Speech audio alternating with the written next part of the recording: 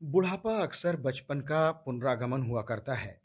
बूढ़ी काकी में जिह्वा स्वाद के सिवा और कोई चेष्टा शेष नहीं थी और अपने कष्टों की ओर आकर्षित करने का रोने के अलावा उनके पास कोई दूसरा सहारा नहीं था। समस्त इंद्रियां, नेत्र, हाथ और पैर जवाब दे चुके थे। पृथ्वी पर पड़ी रहती दिन भर और घर वाले अगर उनकी कोई बात उनकी इच्छा के प्रतिकूल करते या फिर भोजन का समय टल जाता, बाजार से कोई सामान आता और उन्हें ना मिलता तो वो रोने लगती। उनका रोना साधारण सिसकना नहीं होता था, वो तो गला फाड़ फाड़ कर रोती थी। उनके पति को स्वर्ग सिधारे एक लंबा अरसा हो चुका था। बेटे भी तरुण हो होकर चल बसे थे। बस एक भतीजे के सिवा अब उनका कोई और सहारा न था। उसी भतीजे के नाम उन्होंने अपनी सारी संपत्ति लिख दी थी। हालांकि भतीजे ने संपत्ति लिखते समय तो खूब लंबे चौड़े वादे किए थे, लेकिन वादे तो सिर्फ वादे ही होते हैं। हालांकि उनकी संपत्ति से वार्षिक लगभग 100-150 रुपए से कम नहीं आमदनी होती थी। बावजूद इसके बूढ़ी काकी को पेट भर खाना बड़ी मुश्किल से मिलता था। इसमें उनके भतीजे पंडित बुद्धिराम का अपराध था या उसकी अर्धांगिनी रूपा का, इसका निर्णय करना आसान नहीं था।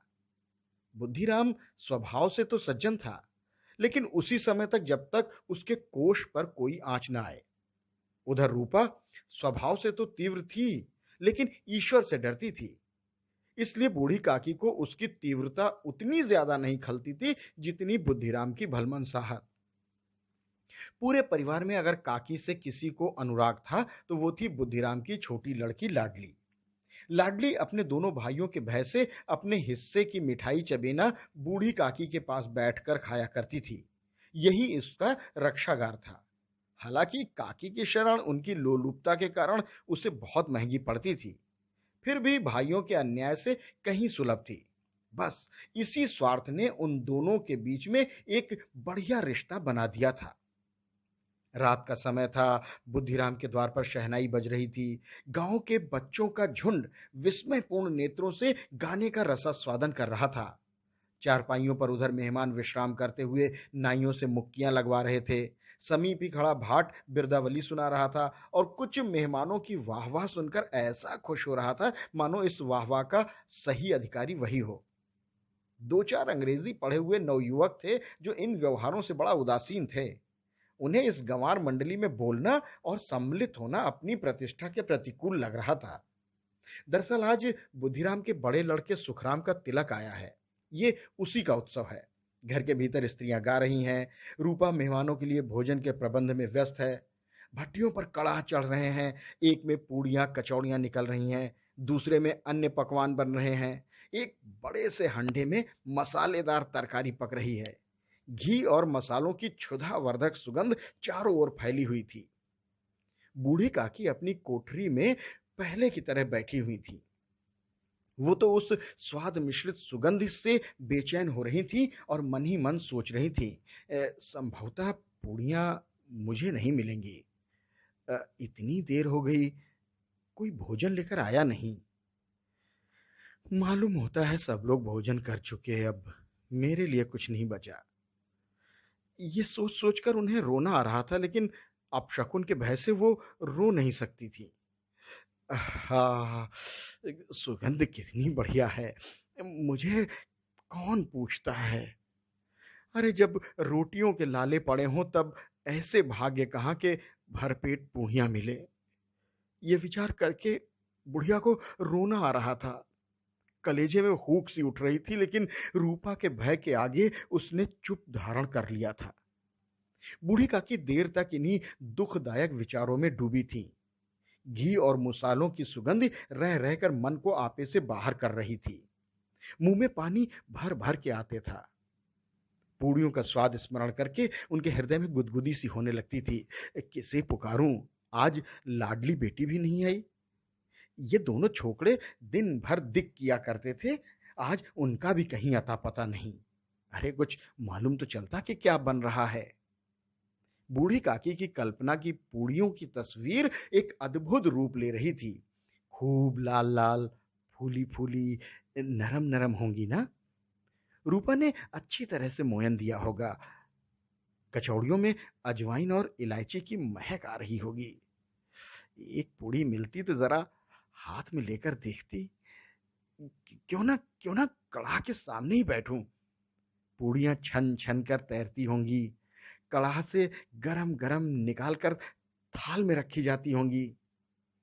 फूल हम घर में भी सूंघ सकते हैं, लेकिन वाटिका की बात ही कुछ और होती है। बस इसी तरह का निर्णय करके बूढ़ी काकी उकड़ू बैठकर हाथों के बल सरकती हुई कठिनाई से चौखट से उतरी और धीरे धीरे रेंगती हुई कड़ाह के पास आकर बैठ गई। उधर रूपा इस समय कार्यभार से उद्विग्न हो रही थी। कभी इस कोठे जाती, कभी उस कोठे, कभी कड़ाह के पास आती, कभी भंडार में जाती। किसी ने बाहर से आकर कहा, भाभी, महाराज ठंडई मांग रहे हैं। वो निकालकर उन्हें ठंडई देने लगी। इतने में फिर किसी ने कहा, भाभी, अरे उसे कुछ दे दो, भाट आया है। भाट के लिए अभी सीधा निकाल ही रही थी कि एक तीसरे आदमी ने कहा, भोजन तैयार होने में कितना विलंब है भाई। अच्छा एक काम करो, जरा ढोला मजीरा उतार कर दे दो। बेचारी अकेली स्त्री दौड़ते दौड़ते व्याकुल हो रही थी, झुंझलाती थी, कुढ़ती थी, लेकिन क्रोध प्रकट करने का अवसर नहीं मिल पा रहा था। डर लगता कहीं पड़ोसी ने ये न कहने लगे, बस इतने में उबल पड़ी। प्यास से उसका गला सूखा जा रहा था, गर्मी के मारे फूंकी जाती थी, लेकिन इतना अवकाश नहीं था कि जरा पानी पी ले या पंखा लेकर झल ले।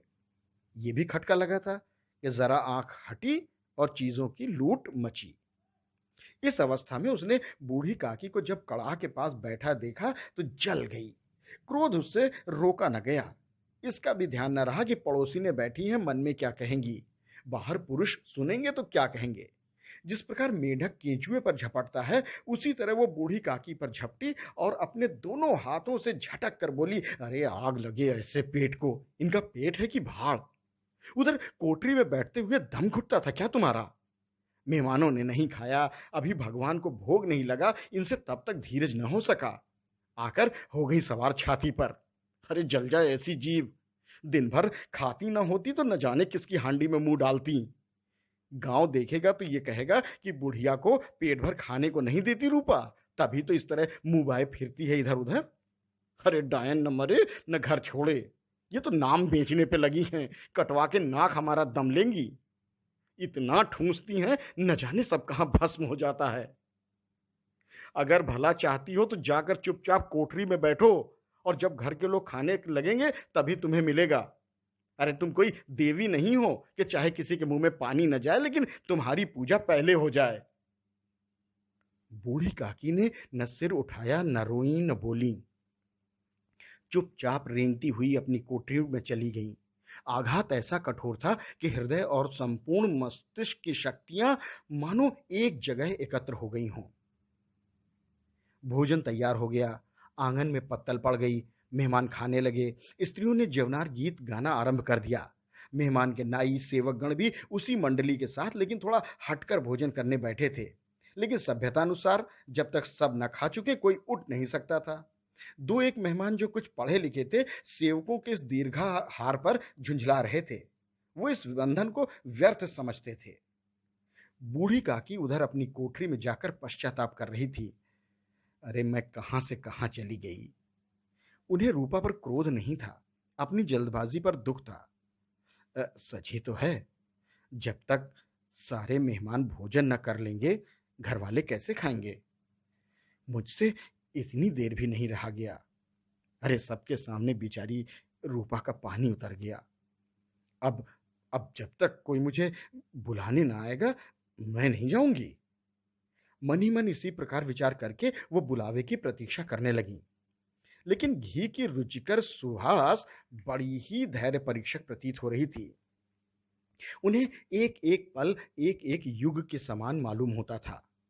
अब पत्तल बिछ गई होगी, मेहमान आ गए होंगे, लोग हाथ पैर धो रहे होंगे, नाई पानी दे रहा होगा उन्हें।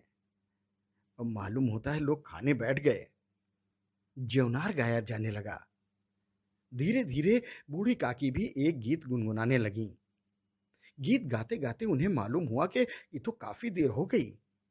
तो क्या इतनी देर तक लोग भोजन कर रहे होंगे? किसी की आवाज तो सुनाई नहीं दे रही। जरूर लोग खा पीकर चले गए, मुझे कोई बुलाने नहीं आया।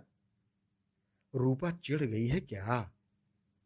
सोच रही होगी कि जब बुढ़िया अपने आप आएगी तभी आएगी, मेहमान थोड़े हैं जो हम उसे बुलाने जाएं। बूढ़ी काकी चलने के लिए तैयार हुई, इस विश्वास के साथ कि 1 मिनट में पूड़ियां और मसालेदार तरकारियां उनके सामने आ जाएंगी। उनकी स्वादेंद्रियां फिर से उन्हें गुदगुदाने लगीं। मन ही मन उन्होंने मंसूबे बांधे। तरकारी से तो मैं डुबो डुबो के पूरियां खाऊंगी, फिर दही शक्कर के साथ, कचौरियां तो रायते के साथ मजेदार मालूम होंगी। अब भाई चाहे कोई बुरा माने या भला, मैं तो मांग मांग कर खाऊंगी। अरे यही न लोग कहेंगे, इस बुढ़िया को विचार नहीं। क्या करें, इतने दिन बाद पूड़ियां मिल रही हैं तो भला मैं मुंह जूठा करके थोड़े उठ जाऊंगी। वो उकड़ू बैठकर हाथों के बल सरकती हुई आंगन में आई। पर हाय रे दुर्भाग्य, अभिलाषा ने अपने पुराने स्वभाव के अनुसार समय की मिथ्या कल्पना की थी। मेहमान मंडली अभी बैठी हुई थी। कोई खाकर उंगलियां चाटता तो कोई तिरछे नेत्रों से देखता कि लोग अभी खा रहे हैं या नहीं। कोई इस चिंता में था कि पत्तल पर पूड़ियां छूटी जा रही हैं, जल्दी खा ले।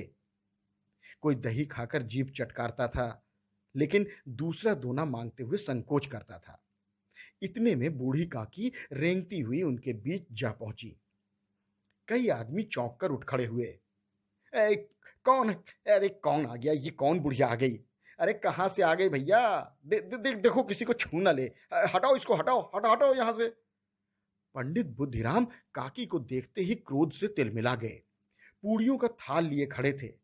थाल को जमीन पर पटका और जिस तरह निर्दयी महाजन अपने किसी बेईमान और भगोड़े कर्जदार को देखते ही झपट कर उसका टेंटुआ पकड़ लेता है, उसी तरह लपक कर उन्होंने बूढ़ी काकी के दोनों हाथ पकड़े और घसीटते हुए लाकर उन्हें अंधेरी कोठरी में धम्म से पटक दिया। बूढ़ी काकी की आशा रूपी वाटिका लू के एक झोंके में नष्ट विनष्ट हो गई। मेहमानों ने भोजन किया, घर वालों ने भोजन किया, बाजे वाले, धोबी, सेवक गण सब भोजन कर चुके, लेकिन बूढ़ी काकी को किसी ने नहीं पूछा। बुद्धिराम और रूपा दोनों ही बूढ़ी काकी को उनकी निर्लज्जता के लिए दंड देने का निश्चय कर चुके थे। उनके बुढ़ापे पर, दीनता पर, हत ज्ञान पर किसी को करुणा नहीं आई। हां, एक अकेली लाडली थी जो उनके लिए कुढ़ रही थी। लाडली को काकी से बहुत प्रेम था। बेचारी भोली बच्ची थी ना, बाल विनोद और चंचलता की उसमें गंध तक न थी। दोनों बार जब उसके माता पिता ने काकी को निर्दयता से घसीटा तो लाडली का हृदय ऐंठ कर रह गया था। झुंझला रही थी वो, क्यों काकी को ये लोग पूड़ियां नहीं दे देते? क्या मेहमान सबकी सब खा जाएंगे? और अगर काकी ने मेहमानों से पहले खा लिया तो बिगड़ क्या जाएगा? वो काकी के पास जाकर उन्हें धैर्य देना चाहती थी, लेकिन अपनी मां के डर से ना जा पाई। उसने अपने हिस्से की पूड़ियां बिल्कुल नहीं खाई, अपनी गुड़ियों की पिटारी में बंद करके रख ली। वो उन पूड़ियों को काकी के पास ले जाना चाहती थी। उसका हृदय अधीर हो रहा था। बूढ़ी काकी मेरी बात सुनते ही उठ बैठेंगी और पूड़ियां देखकर कैसी खुश होंगी, मुझे खूब प्यार करेंगी। रात के 11 बज गए थे। रूपा आंगन में पड़ी सो रही थी। लाडली की आंखों में नींद न थी। काकी को पूड़ियां खिलाने की खुशी उसे सोने नहीं दे रही थी। उसने गुड़ियों की पिटारी सामने ही रखी थी। जब भरोसा हो गया कि अम्मा अब सो रही हैं, तो वो चुपके से उठी और विचारने लगी कि चलूं तो कैसे चलूं। चारों ओर तो घुप अंधेरा था। केवल चूल्हे में दूर आग चमक रही थी। चूल्हे के पास एक कुत्ता लेटा हुआ था। लाडली की दृष्टि द्वार के सामने वाले नीम की ओर गई। उसे मालूम हुआ उस पर हनुमान जी बैठे हैं। उनकी पूंछ, उनकी गदा सब स्पष्ट दिखलाई दे रही थी। डर के मारे उसने आंखें बंद कर ली। इतने में कुत्ता उठ बैठा। लाडली को अब थोड़ा साहस हुआ। कई सोए हुए मनुष्यों के बदले एक भागता हुआ कुत्ता उसके लिए अधिक धैर्य का कारण बना। उसने पिटारी उठाई और बूढ़ी काकी की ओर चल पड़ी। बूढ़ी काकी को केवल इतना स्मरण था कि किसी ने मेरा हाथ पकड़कर घसीटा और फिर ऐसा मालूम हुआ जैसे कोई पहाड़ पर उड़ाए लिए जाता था। उनके पैर बार बार पत्थरों से टकराए और जब किसी ने उन्हें पहाड़ पर से नीचे पटका तो वो मूर्छित हो गई थी। जब वो सचेत हुई तो किसी की जरा आहट भी न मिलती थी। समझ गई सब लोग खा पी कर सो गए और मेरे साथ मेरी तकदीर भी सो गई। अब रात कैसे कटेगी? हेराम खाऊं क्या? पेट में तो आग धधक रही है। किसी ने मेरी सुध तक न ली। अरे क्या मेरा ही पेट काटने से धन जुड़ जाएगा? इन लोगों को इतनी भी दया नहीं आई कि ये बुढ़िया कब मर जाए, उसका जीव हम क्यों दुखा रहे हैं? अरे मैं मैं पेट भर रोटियां ही तो खाती हूं, या और कुछ। उस पर यह हाल। मैं ठहरी अपाहिज अंधी, न कुछ सुनूं न समझूं। अरे अगर आंगन में चली गई तो क्या बुद्धिराम को ये न कहते बनता था कि काकी अभी लोग खा रहे हैं, फिर आना। मुझे घसीटा, पटका। उन्हीं पूड़ियों के लिए रूपा ने सबके सामने मुझे गालियां दी। उन्हीं पूड़ियों के लिए इतनी दुर्गति करने के बाद भी उनका पत्थर सा कलेजा न पीस पसीजा। सबको खिलाया, लेकिन मुझे पूछा तक नहीं। जब तब न दी तो अब क्या देंगे? ये विचार कर काकी संतोष के साथ लेट गईं। ग्लानि से उनका गला भर भर आता था, लेकिन मेहमानों के डर से वो रोती न थी। अचानक उनके कानों में आवाज आई, काकी, काकी, काकी उठो, मैं पूड़ियां लाई हूं। काकी ने लाडली की बोली पहचानी, चटपट उठ बैठी, दोनों हाथों से लाडली को टटोला और उसे गोद में बैठा लिया। लाडली ने पूड़ियां निकाल कर दी। काकी ने पूछा, तुम्हारी अम्मा ने दी हैं? ना, ये मेरे हिस्से की काकी, मैं लेके आई हूं। काकी कहाँ कुछ सुन रही थी, वो तो पूड़ियों पर टूट पड़ी। 5 मिनट में पिटारी खा ली। लाडली ने पूछा, काकी पेट भर गया? जैसे थोड़ी सी वर्षा ठंडक के स्थान पर और भी गर्मी पैदा कर देती है, उसी तरह इन थोड़ी सी पूड़ियों ने काकी की क्षुधा को और भी उत्तेजित कर दिया था। वो बोली, ना बेटा, तू जा जा अपनी अम्मा से थोड़ा और मांग ला। ना, मैं ना जाऊंगी काकी, अम्मा सो रही हैं, मैं उन्हें जगाऊंगी तो मुझे मारेंगी, लाडली ने डर के कहा। काकी ने पिटारी को फिर से टटोला, उसमें कुछ खुरचन गिरी थी। उन्हें निकालकर वो चट कर गईं। बार बार होठों को चाटती थीं, चटखारे भरती थीं। हृदय महसूस रहा था कि और पूड़ियां कैसे पाऊं। संतोष सेतु जब टूट जाता है तब इच्छा का बहाव अपरिमित हो जाता है। काकी का अधीर मन इच्छा के प्रबल प्रभाव में बह गया। उचित और अनुचित का विचार जाता रहा। वो कुछ देर तक उस इच्छा को रोकती रही। अचानक लाडली से बोली, लाडली, बिटिया मेरा हाथ पकड़कर वहां ले चल जहां बैठकर मेहमानों ने भोजन किया था। लाडली उनका अभिप्राय समझ न सकी। उसने काकी का हाथ पकड़ा और ले जाकर जूठी पत्तलों के पास बैठा दिया। दीन शुधातुर हतज्ञान बुढ़िया पत्तलों से पूड़ियों के टुकड़े चुन चुनकर भक्षण करने लगी। ओह, दही कितना स्वादिष्ट था। कचौरियां तो कितनी सलोनी, खस्ता है, सुकोमल। काकी बुद्धिहीन होते हुए भी ये तो जान रही थी कि मैं जो ये काम कर रही हूं ये मुझे कदापि करना नहीं चाहिए। मैं दूसरों की जूठी पत्तल चाट रही हूं। लेकिन बुढ़ापा तृष्णा रोग का अंतिम समय है, जब संपूर्ण इच्छाएं एक ही केंद्र पर आ लगती हैं। बूढ़ी काकी में ये केंद्र उनकी स्वादेंद्रिय थी। ठीक उसी समय रूपा की आंखें खुली। उसे मालूम हुआ कि लाडली तो मेरे पास नहीं है। वो चौंकी, चारपाई के नीचे इधर उधर देखने लगी, कहीं नीचे तो नहीं गिर गई है। उसे वहां न पाकर वो उठ बैठी तो देखती है कि लाडली जूठी पत्तलों के पास चुपचाप खड़ी है और बूढ़ी काकी पत्तलों पर से पूड़ियों के टुकड़े उठा उठाकर खा रही हैं।